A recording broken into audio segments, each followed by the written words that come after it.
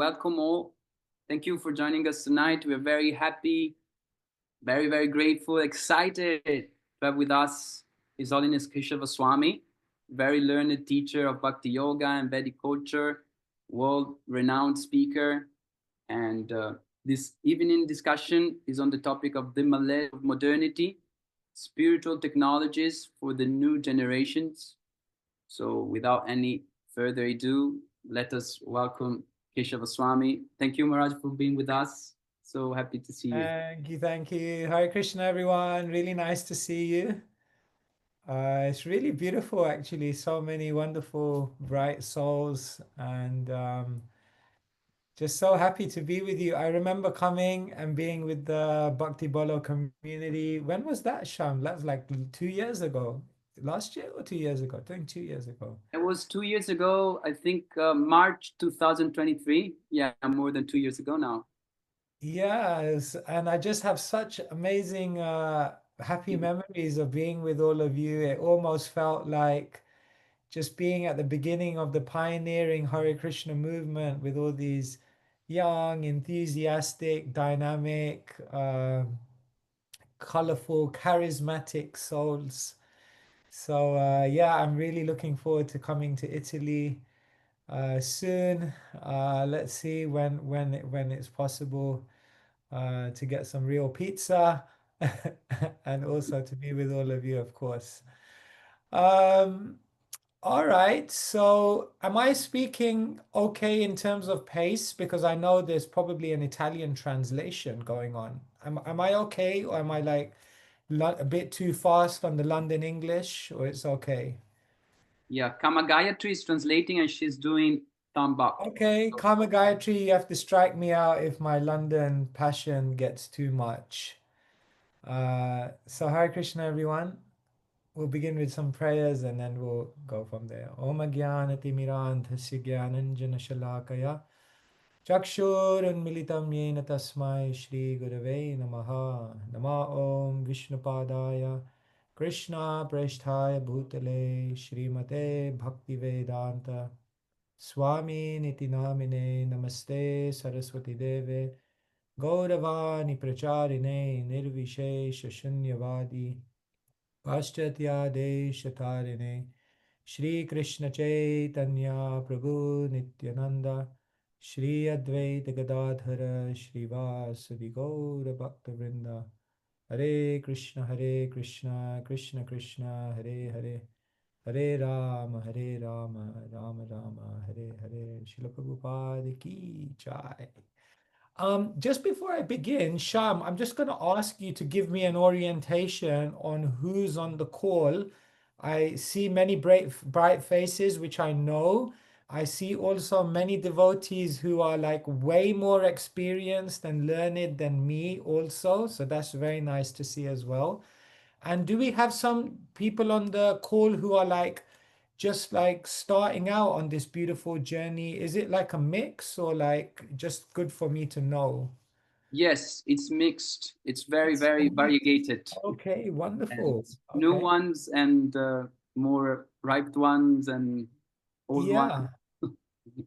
All right, great. And even the new ones, in one sense, they must have been doing this in a previous life. So in one sense, they're not new. So everyone's an old and wise soul on this call, because anyone who comes to the spiritual journey, it means that they must have already progressed through many, many uh, experiences of life. So, okay, I will share something with you. Um, and I'm not going to speak too long. I'm going to speak like 20 minutes, 25 minutes. Then Sham is like an expert interviewer. I remember we did an interview together and he was good, like he was one of the best. So he's going to interview me a little bit and then we're going to kind of open it up and just have a discussion, because I think that will be more um, powerful. I want to tell you, I was thinking about what to speak today, and I want to tell you something that happened to me which inspired me to research something, and I'm going to share that with you today. And what happened is, as you know, I travel around the world and I speak to people about spiritual wisdom. And often the most common question that people ask you is, um, what made you become a monk?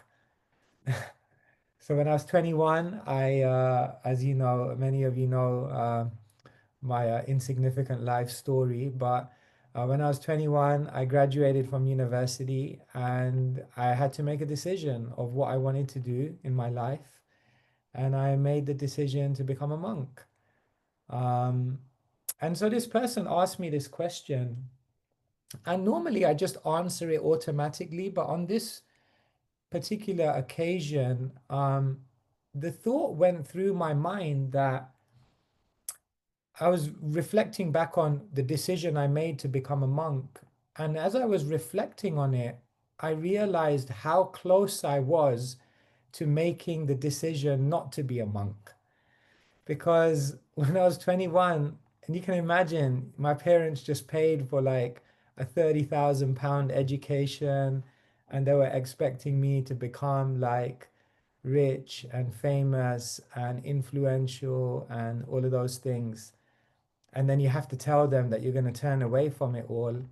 You can imagine it wasn't something they were enthusiastic about. So there was a lot of opposition.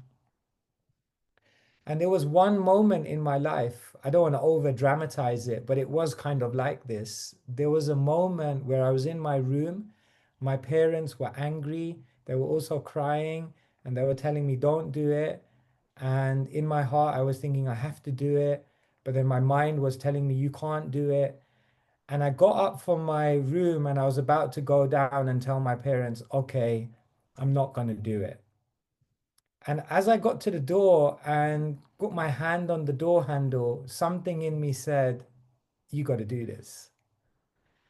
And I don't know what it was in that moment. I just got the conviction and I said, this is a tough decision and it's hurting people, but I got to do this. This is my calling. And so somehow or other, I made the decision and I said, no, I have to follow my heart. And I became a monk, and I'm still a monk, trying. But what occurred to me is that decisions are so powerful. All of us on this call have made decisions. All of us are about to make decisions in our life. And many of us are living with decisions that perhaps we think like, why did I make that decision? And what I realized from this experience is that how we make decisions is going to actually define our life. And so I thought to myself, I really need to think about what is the best way to make decisions in life. And what I'm going to share with you is four things that I learned from the Bhagavad Gita in terms of decision making. And my conclusion after studying the Gita was that if you make these four decisions, then every other decision you make in life will be amazing. Right? So, if you want to be really practical in this session and you've got a piece of paper or you've got a phone, what you can even do is in this, I'll give you just 30 seconds or 1 minute. Write down one decision in your life that you're not sure about right now. It might be like, should I marry him? It might be like, should I do this job? It might be, should I be a brahmachari or should I live outside? It might be, should I go to another country or should I be here? Maybe in your life right now, it may be even a smaller decision. If there is a decision in your life right now that you're not sure about what you should do, you can write it down. If you're really brave, you can write it on the chat. Okay, someone's already put something on the chat. Further studies. Okay, great. So yeah. Okay, sorry, that was just much of it. So yeah, I'm going to share with you Arjun's story and four decisions that Arjun made, which meant that every other decision he made after the Bhagavad Gita was an incredible decision. Can you see my PowerPoint? Yeah. All right, cool. Dear friends, decisions determine destiny. And decisions are scary to make, but decisions are also powerful. The beautiful thing about decisions is that you always have a decision to make in your life.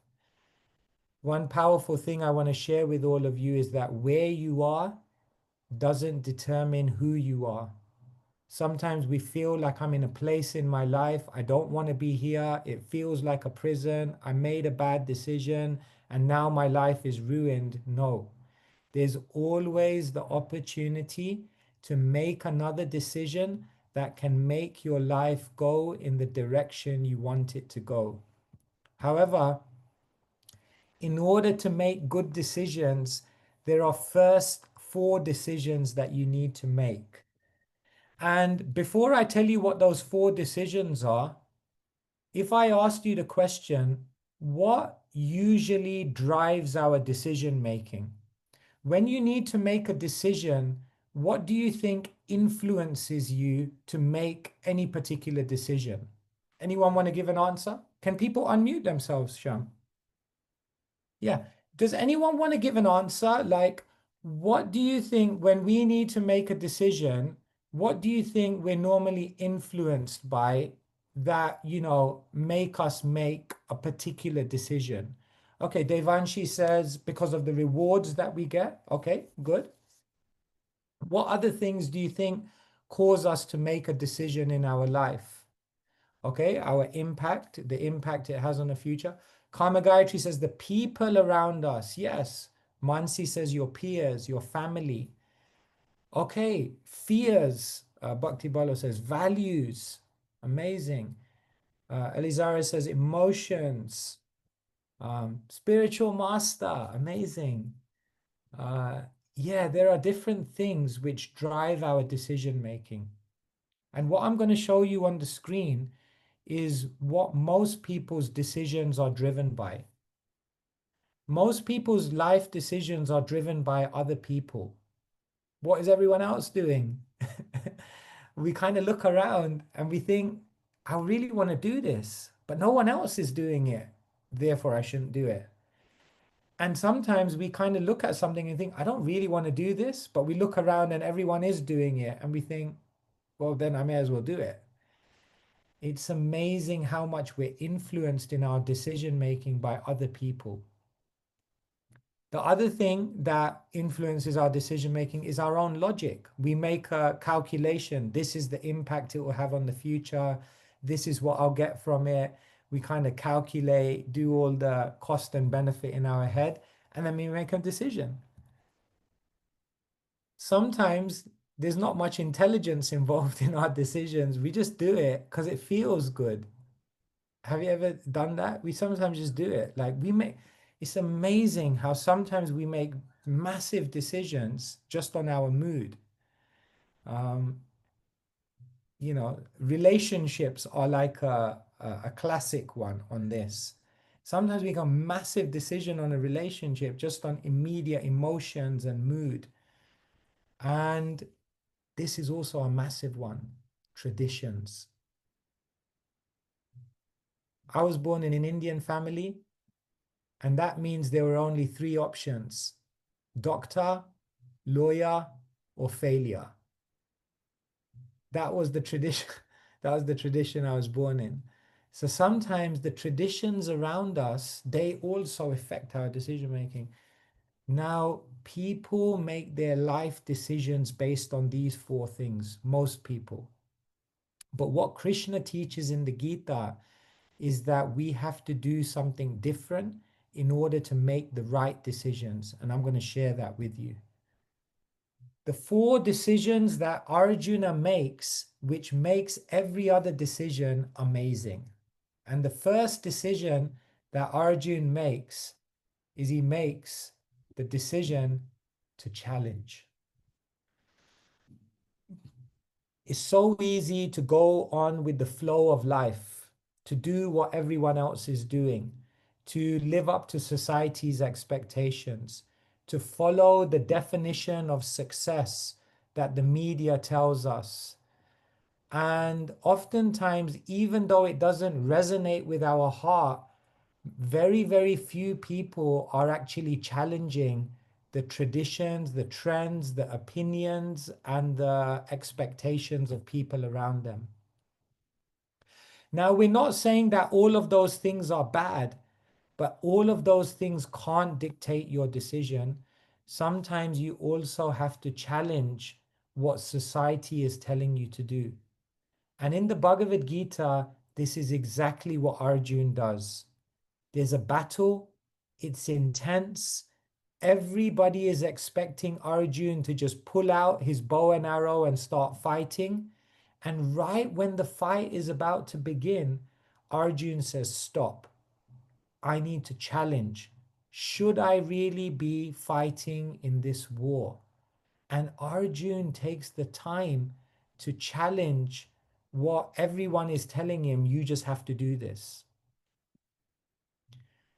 Arjuna is a warrior, he's an archer. And an archer, before they launch an arrow, what's the first thing they do? They pull back.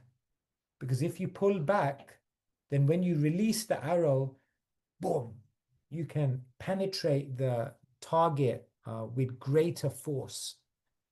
So the wise people in life, Arjuna didn't just pull back his arrow, he pulled back his being. He said, let me step away.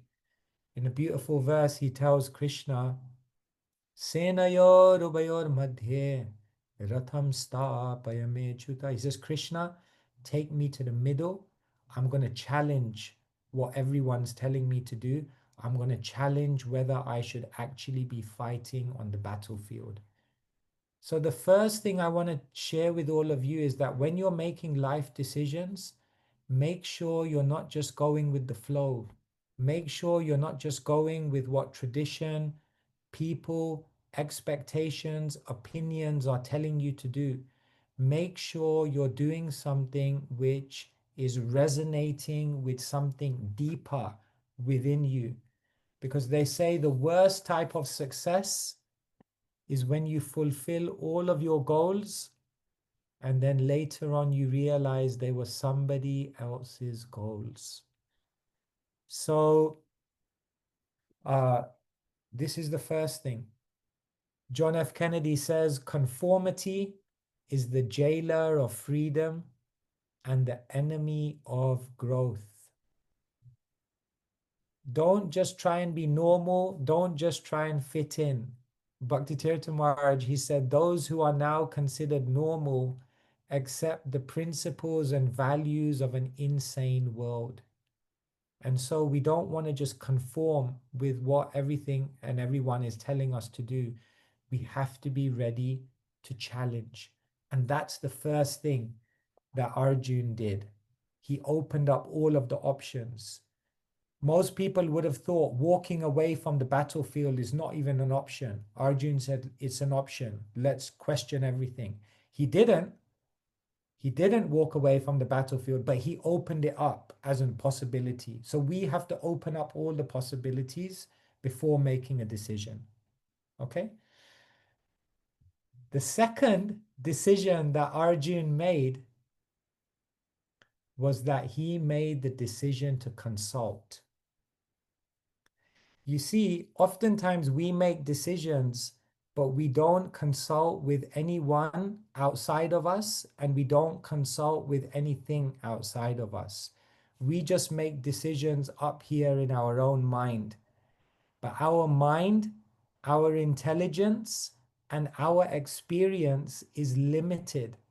And therefore, the wise people, what they do is they consult and get input from higher sources which can help them make better decisions.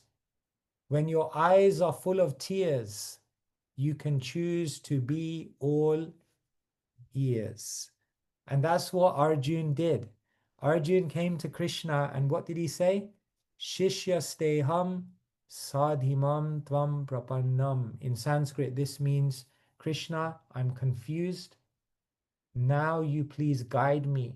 You please share with me what is the best course of action for me. So sometimes I tell people, if all the knowledge in the world is in a circle, contained in a circle, then some small part of that circle is what you know. Another small part of the circle is what you know that you don't know. But most of the circle is what you don't know, you don't know. And when you consult, then what happens is you can access all of this wisdom that can help you to make better decisions. Now you may say, but Krishna is not next to me. Krishna was next to Arjun, right? But Krishna is not next to me. But in Sanskrit, it said, Guru, Sadhu, Shastra. That is Krishna next to you. Krishna next to you means Shastra, scripture, is giving you guidance. Sadhu means saintly people. All the people in this community, they can give you advice. And Guru means at one point there will be someone in your life who can give you guidance. And through them, Krishna will speak to you. And then when you make decisions based on the voice coming from Guru, Sadhu, Shastra, which is ultimately the voice coming from Krishna, then you will make the best decisions. And therefore, the second decision that Arjun made is he made the decision to consult. Okay? Halfway there, nearly there. The third decision that Arjun made is he made the decision to connect. He challenged, should I be on the battlefield? Should I not be on the battlefield? He understood, I should be on the battlefield. He consulted Krishna. Krishna told him how to function on the battlefield and what his ultimate goal is. The third thing that Arjun did is he made the decision to connect. What does that mean? What he did, after understanding the goal of his life, what he decided to do was connect all of his decisions in life to his highest aspiration. And therefore, Krishna told him, remember me, and at the same time fight. And your fighting will become part of your spiritual service to me. And so, what often happens in life is that even when we know what our goal is, we end up making decisions that don't connect to that goal. Have you noticed that? Sometimes we know what our goal is, we know what we want to achieve in life, but we make decisions which don't connect to that goal. So then we tell people, don't give up what you want most for what feels good now. If we learn this one thing, that every decision we make, we ask ourselves, is this going to contribute to my highest aspiration? Then what happens is we connect all of our decisions to something which will actually bring us happiness. And so Arjun was very expert at this. He made every part of his life connect to Krishna, and therefore he was Krishna conscious. And so those people who do this, they connect. That's why do you think we wake up in the morning very, very early before we interact with the world, and we chant, we read, and we remember our spiritual goal of life? Why do we do that?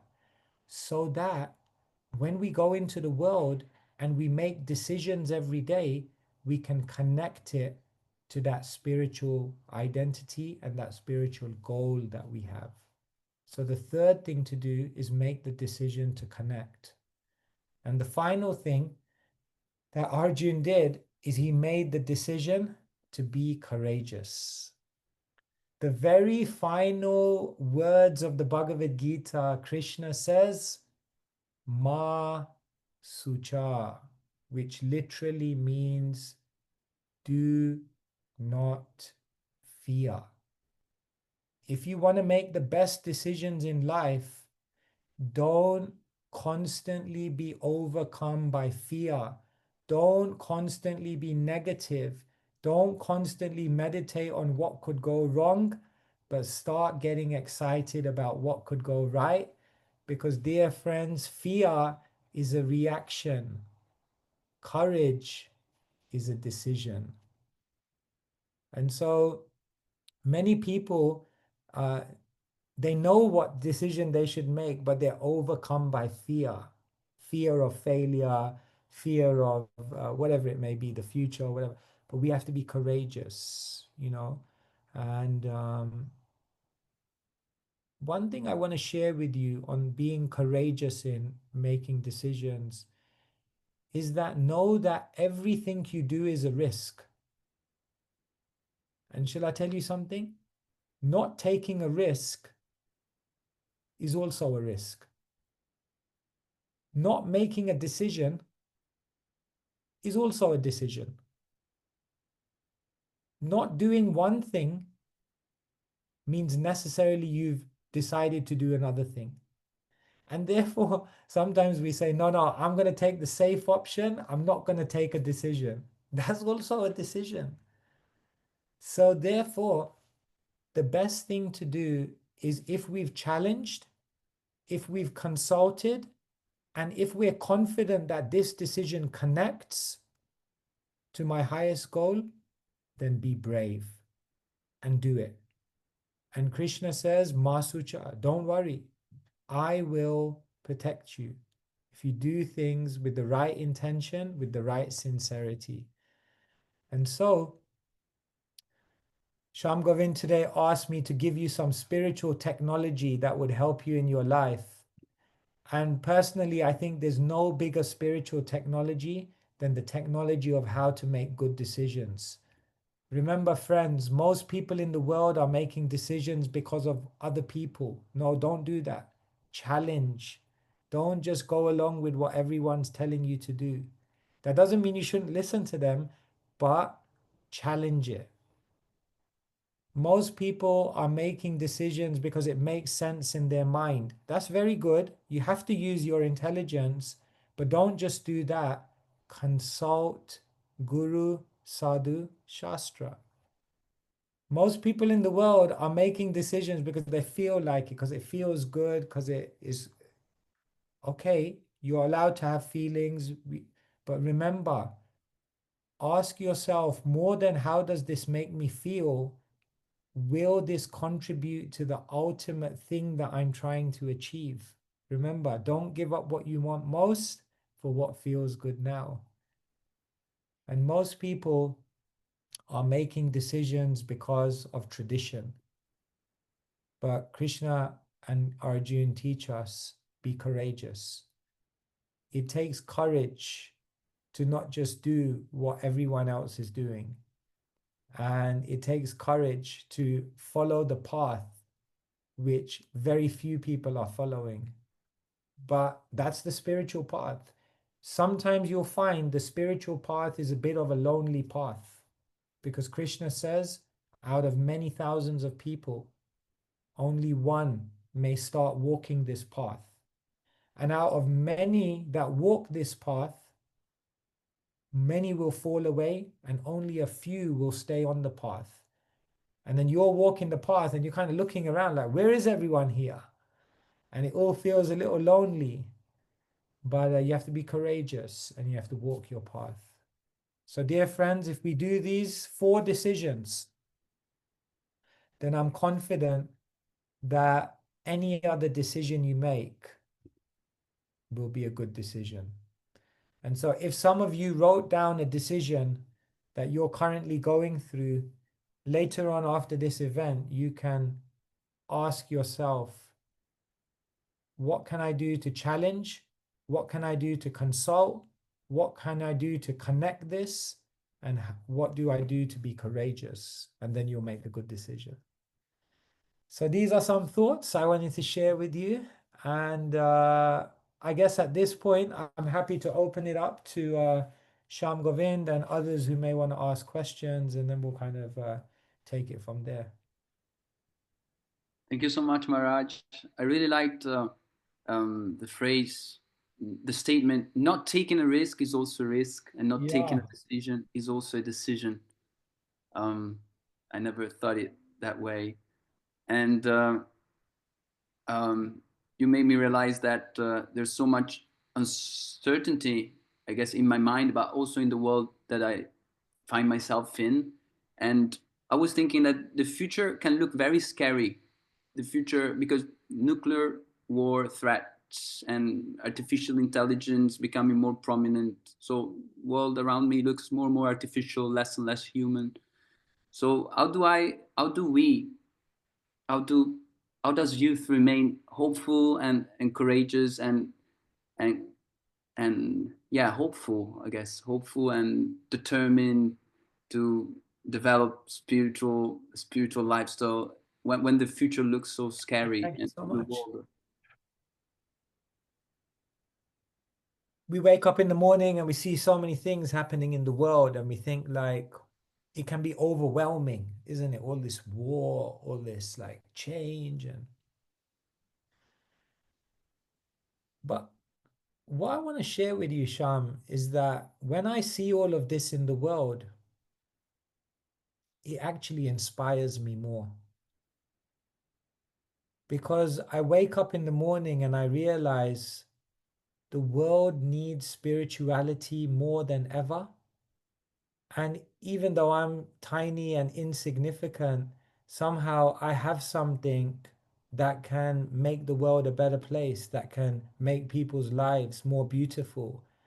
And therefore, what I find is when I see all of these things in the world, instead of getting overwhelmed by it, I find that it inspires me. It inspires me to be enthusiastic. It inspires me to serve. It inspires me to be active and alive in the world.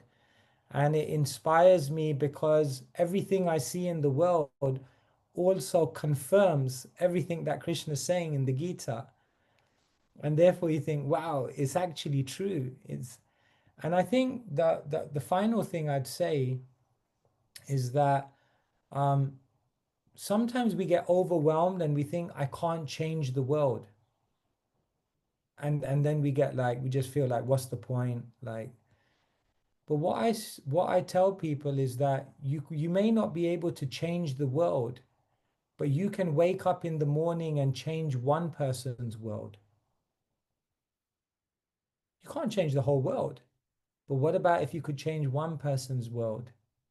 And that would mean the world to them. So I think devotees, those who are spiritual, I think this is the time when they should be more inspired than ever, because I think this is the time when the world needs them more than ever. I tell you a small fact, useless fact of the day. If you take a candle and you shine it in outer space, right? It can be seen 12 miles away. Did you know that? One candle can be seen 12 miles away in outer, because it's so dark. That one candle is like, wow. So, one spiritualist in this world, in this dark world, is like a candle, and their light goes a long way. And therefore, everyone on this call has an incredible contribution to make to the world. Instead of being overwhelmed, we should realize we have something to make people's lives beautiful, and we need to be. I'll just end on one last point. Martin Luther King says the people who want peace have to be as intelligent and as organized as the people that want war.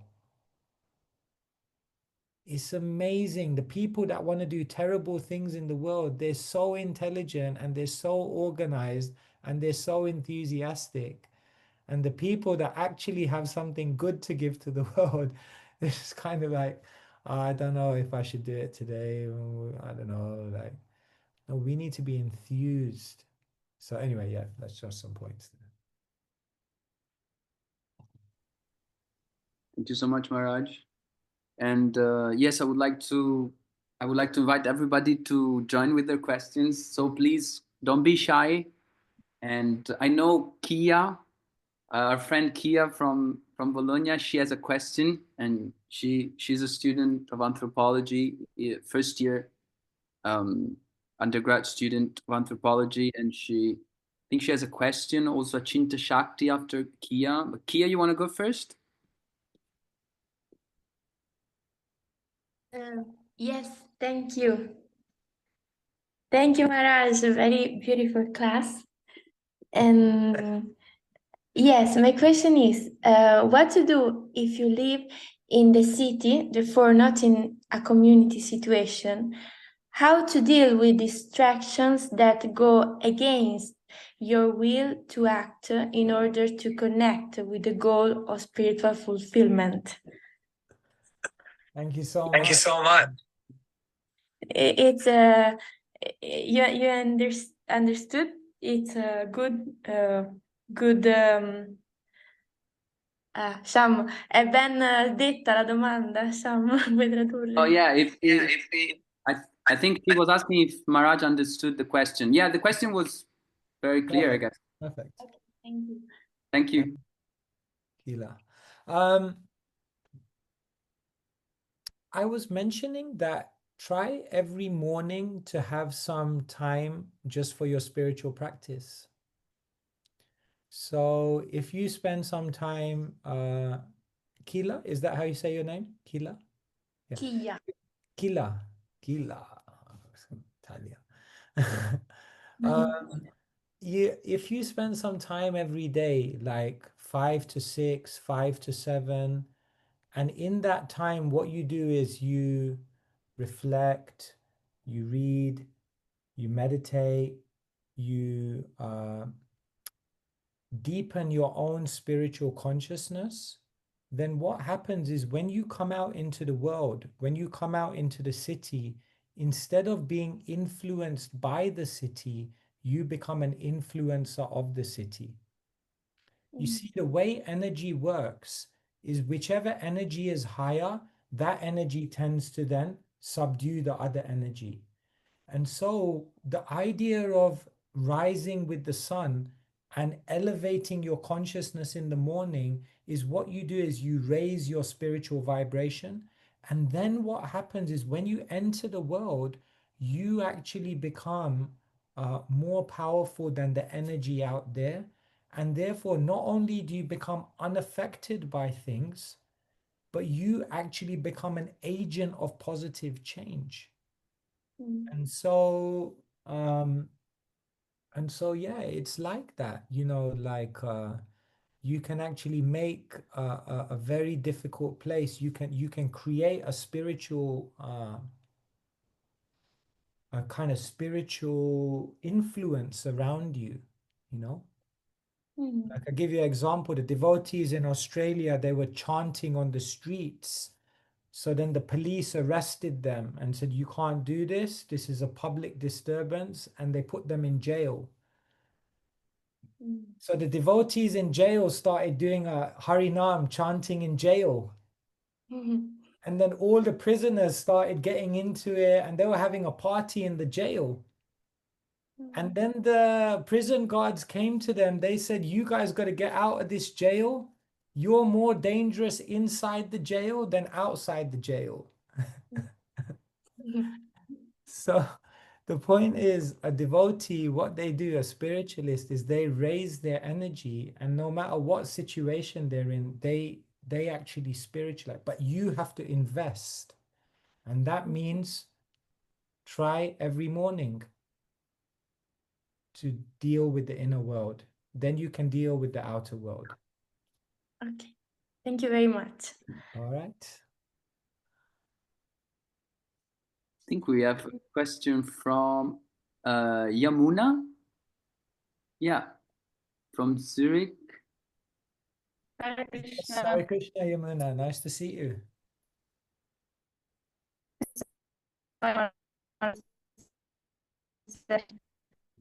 Yamuna, we can't hear you so well, unfortunately.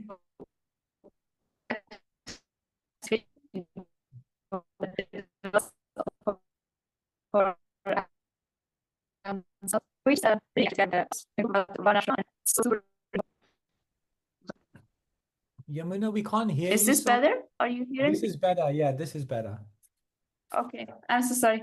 Yeah, my internet is not so good. So I just wanted to tell that we just had a call about Varnashram Dharma, and we read from a book actually. And then it was so clear, like Prabhupada is saying so many times again and again, we have to develop these 4 castes, and everyone should really be engaged in his Dharma.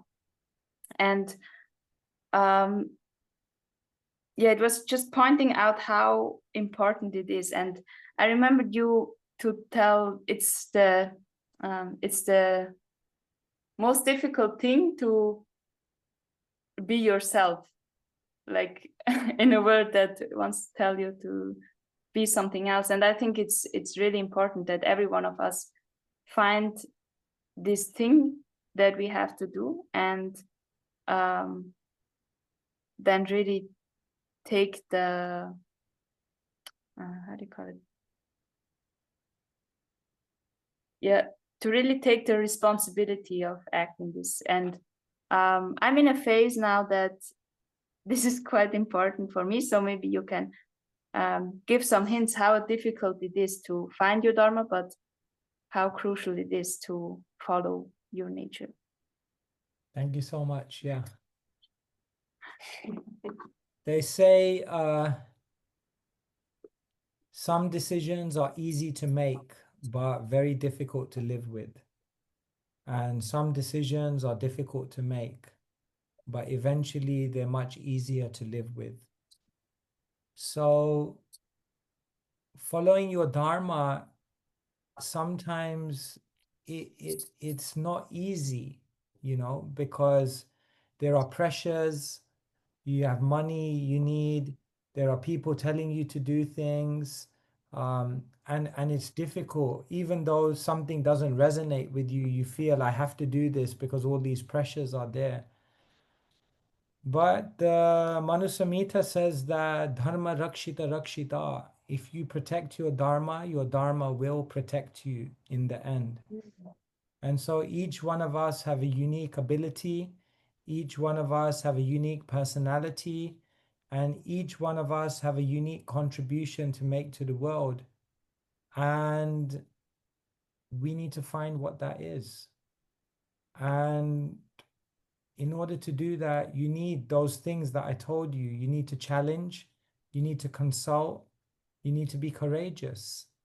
And you know, there's a whole, you know, there are many, many resources we have in our movement that can help you to find your Dharma.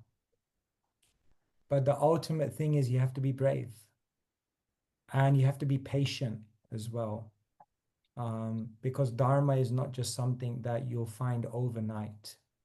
So, yeah, but thank you for raising that. Appreciate it. Thank you so much. Thank May you. I add a small part? Sure.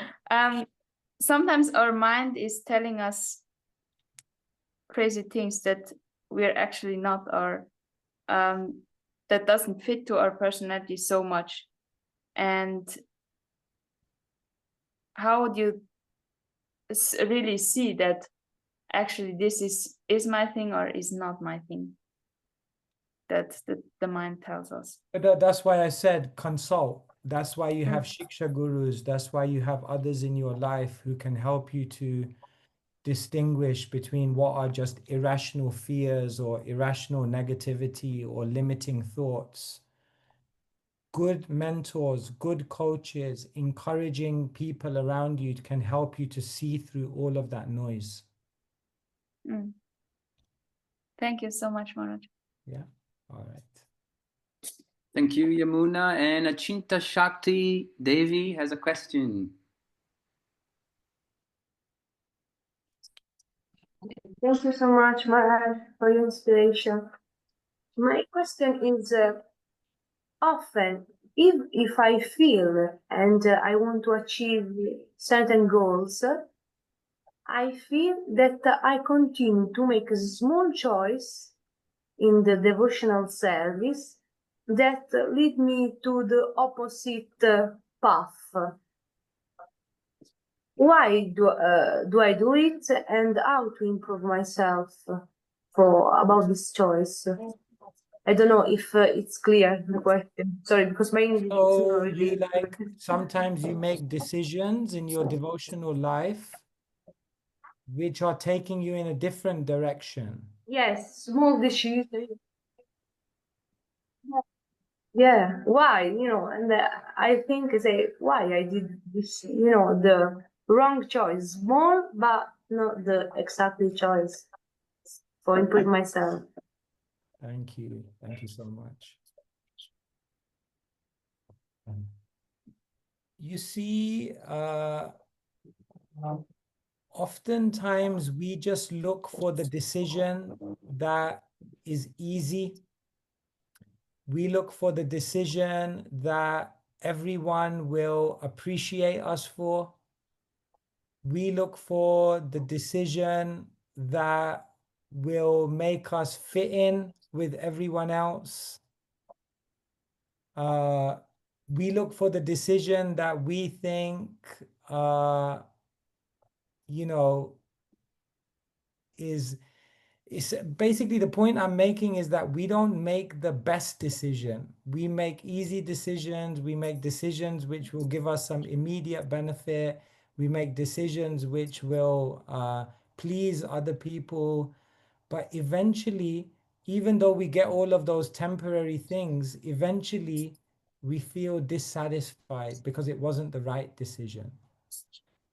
And therefore, that's why I said you always have to consult with Guru, Sadhu, Shastra before you make decisions, so that you can ensure that you're not just making a decision which will help you in the short term, but it's a decision which will help you in the long term.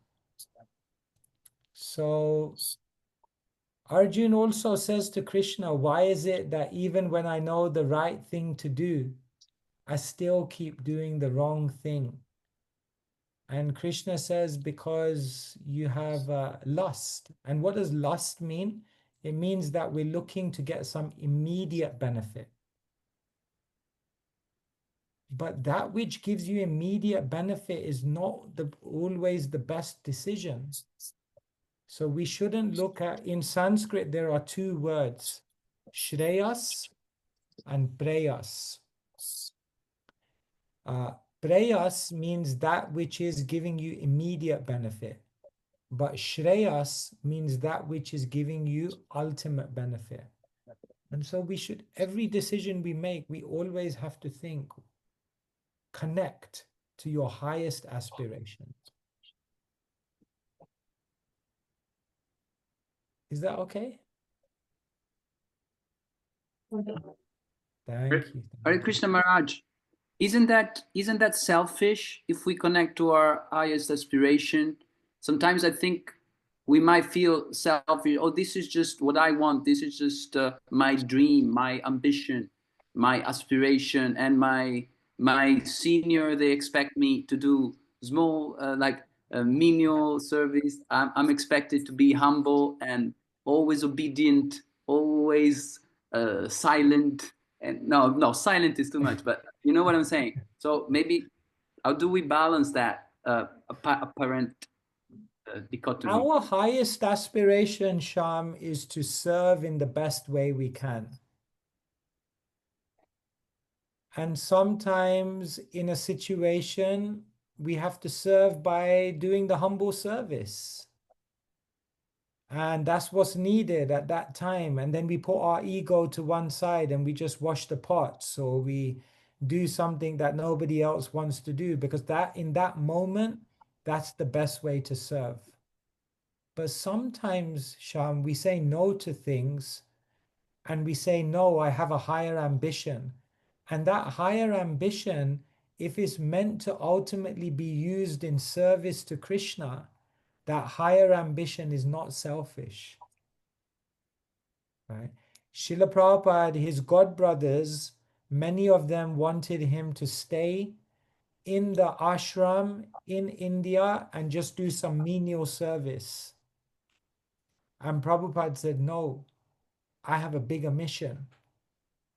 I have a bigger ambition. Now that wasn't selfish, because Prabhupada left that menial service behind to go to do something which was going to benefit the world in a bigger way. So a devotee following their ambitions is not selfish if their ambitions are meant to be used in service to Krishna and service to the world. So, okay, thank you. Thank you so very much. If you got more time for us, Maharaj, there's plenty of questions, and there is Simeshwara Goranga from Turin, Italy. I want to ask that, many times in life, there are a lot of difficult decisions to make. So you said before that it's important to consult person, but how can we know if the person that we consult is the right one, and that can make the right decision for me? So also between spiritual masters, spiritual persons. So how can we understand this? Thank you. I think the first thing, Simeshwar Prabhu, is that you can consult people, but it doesn't mean that you don't use your own intelligence anymore. Arjun consulted Krishna, and Krishna spoke the whole Bhagavad Gita. And then what did Krishna say at the end of the Gita? I've given you all the knowledge. Now you think about it, you reflect, and then you do what you want to do. So the first thing I want to share with you, Simeshwar Prabhu, is that consulting others doesn't mean that you don't think for yourself. The second thing I want to share with you is that in our life, we will have many, many people who we go to and who give us advice. Yet there should be one or two individuals who you have a deeper relationship with, and their advice counts for more. And how do you know who that person is, who to put the most faith in? Rupa Goswami says the person you should put the most faith in is Sajatiya, Snehasya, and Ashraya. He says these three qualities. You have to find someone who is Sajatiya, which means they understand you, they know your personality, they know you well. The second thing, Snehasya, they have some love for you. When they advise you, they're not advising out of any other motivation than the fact that they want you to be the best you can. Second quality. And third quality is the person, Ashraya. They should be spiritually advanced enough to be able to give you good advice. So therefore, in our life, we have to connect to someone who loves us, who knows us, and who can genuinely help us. And these relationships, Simeshwar Prabhu, they will develop over time. It's not that you immediately you have to develop this trust, develop this faith in someone. And therefore, until you have that full faith, you can hear from many and then ultimately make a decision like that. But we need to develop these relationships of trust. They will come if we invest in them. But oftentimes we don't invest in these relationships. We try to make decisions ourselves like that. Does that help? I don't know. Yeah. Thank you, Maharaj. Thank you. Hare Krishna. So I was just reflecting about the risk about spiritual escapism. You know, I want to escape my fears, my traumas, subconscious traumas, in the guise of spirituality. But actually, I'm not prepared or ready to make important decisions in my life. So I keep perpetuating my trauma. I don't know if you want to speak something about this. So you're saying that you feel like in life we're fearful of making decisions, and that fear of making a decision kind of perpetuates your trauma? Yeah, I mean, maybe a person may take to spirituality so that that person doesn't have to think about important decisions like, okay, I leave my family or I leave my job, but instead that it's frustrating in the longer term. Right. Yeah, I understand. Yeah. I don't know if that makes sense. Yeah, so sometimes we take to spiritual life because it sometimes just feels more simple, and then we don't have to kind of deal with the complicated world out there. But then later on, we realize that we may just be like using spirituality as an escapism, and that we're actually running away. And then later on, it comes and it's even more complex like that, right? Yeah. Yeah, Krishna says that happiness in the mode of goodness is difficult in the beginning, but later on it bears much fruit. And he says happiness in the mode of passion is when we do that which is immediately easy or pleasurable, but then it leads to more complication later on. Even it's interesting when Krishna talks about renunciation, then he says renunciation in the mode of passion is when we give up something because it's difficult. So spiritual life is not meant to be about running away from things, but it's meant to be about actually dealing with things in such a way that it actually leads us to our highest aspiration, you know. So I think one of our basic problems is we begin to compartmentalize our life and we say, that's all the material stuff, and I don't want to deal with any of that. And this is my spiritual life, and I just want to focus on this. But what we don't realize is that, number one, this affects this. And number two, this can also contribute to this as well, if we do it in the right way. So I think these two misconceptions need to be cleared. The first thing that misconception we have to clear is that my material life is not going to affect my spiritual life. It is going to affect it.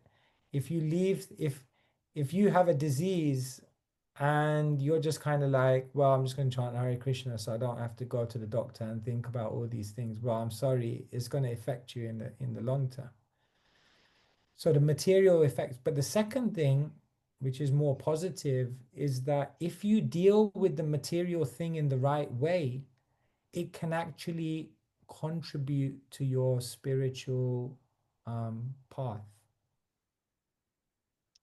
I'll just give you a small example. One devotee, he felt like he joined the Hare Krishna movement and he neglected his mom and dad. And so he felt really bad that I just ran away from home and I didn't fulfill my responsibilities to them. So he was feeling bad for many, many years. And then what happened is he went to visit his parents, and immediately 1 week later, COVID broke out, and then he was in lockdown with his parents. So he was thinking for so long, I should serve them. And now he was in lockdown with them and he was serving them. And amazingly, what happened is after about 6 months, his mother got COVID and she left the world. And 6 months later, his father got COVID and he left the world. And he was with his parents in the last part of their life, serving them and helping them on that journey. And he said, after that whole experience of serving my parents, I came back to my Krishna consciousness and I felt as though everything opened up for me, because I felt like I had done my material duties in a Krishna conscious way, and now it had made my spiritual life so much more powerful. And so he was sharing that for so long I thought let me just neglect my material duties and just focus on Krishna consciousness. And then later on, he realized that if I do my material things in the right consciousness, then it actually empowers my Krishna consciousness. So anyway, these are just some thoughts. Thank you. Thank you very much. We got one more question from Mattia. Mattia stays in Villa Vrindavan and is taking care of the ashram and the volunteers in Villa Vrindavan. It's a wonderful devotee. And then from Alessandra, she's from OdeOM in Florence. So yeah, Mattia, are you there? Are you ready? Yeah, thank you, Shangovinda. Hare Krishna Maharaj, thank you very Hare much. Krishna, nice to see It's you. wonderful time together. So my question is following the one of Simeshvara Prabhu about this about relationships. So like you were saying about these relationships so that we can connect with this relationship with senior devotees, with devotees that are more advanced than us, that can understand our personality, that feel love and they have no other motivation, and are of course enough spiritually advanced so to give us the right advice. I've seen in my personal life that sometimes it's difficult for me to allow myself to develop such relationships with the people, with the devotees that could match this description, because I feel that they are too much elevated for me to establish a relationship and to start working this relationship, you know. So this is quite a problem. Can you give some advice for Thank that, you so please? much. That's such a nice question. Yeah, so sometimes we feel the people who have those qualities, they're way above, they're too high, they're too far, too advanced. How can I approach them? And we feel maybe sometimes too insignificant. The first thing is that the Bhagavatam says the relationship with the Guru, Guru Sudrida Saurida. It's said in the Bhagavatam that the Guru is actually your best friend, not just an authority, not just someone you look up to, not just someone you have great reverence for, but someone who you feel deep friendship with. And therefore, with spiritually elevated people, we can have great respect for them. And at the same time, we can feel a great closeness and friendship with them at the same time. And both of these elements are very, very necessary. If there is only friendship, then it becomes too familiar. But if there's only respect, then it becomes too much distant and impersonal. Therefore, in an ideal relationship, there can be both. And what I would say, Mattia, the best way to do it is just to begin. To find someone you're inspired by, to spend time with them, to inquire from them, to serve them. And gradually what you'll find is there will be a meeting of hearts. Krishna says the main three things which are important are pranipat, pariprashnena, and sevaya. So when you meet someone who you feel is spiritually advanced, pranipat means be humble. Pariprashna means ask them questions, speak with them. And sevaya means do something for them. And what will happen is through that simple process, you will actually develop a deeper relationship, and therefore it will happen. So, and the final thing I would say is that the great souls, they want to help you. In other words, it's the joy of their life to be able to contribute to someone else's life.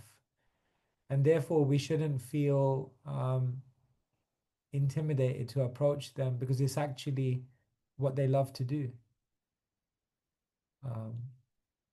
Like that. All right. Good luck. Thank you. Thank you, Matteo, for your question. And now we have, unfortunately, one last question, and time is up. And thank you, Maharaj, for your time. It's so nice to be with you, and time goes by so fast when we listen to you sharing, speaking. Thank you. And so Ale from Florence, welcome, and yes.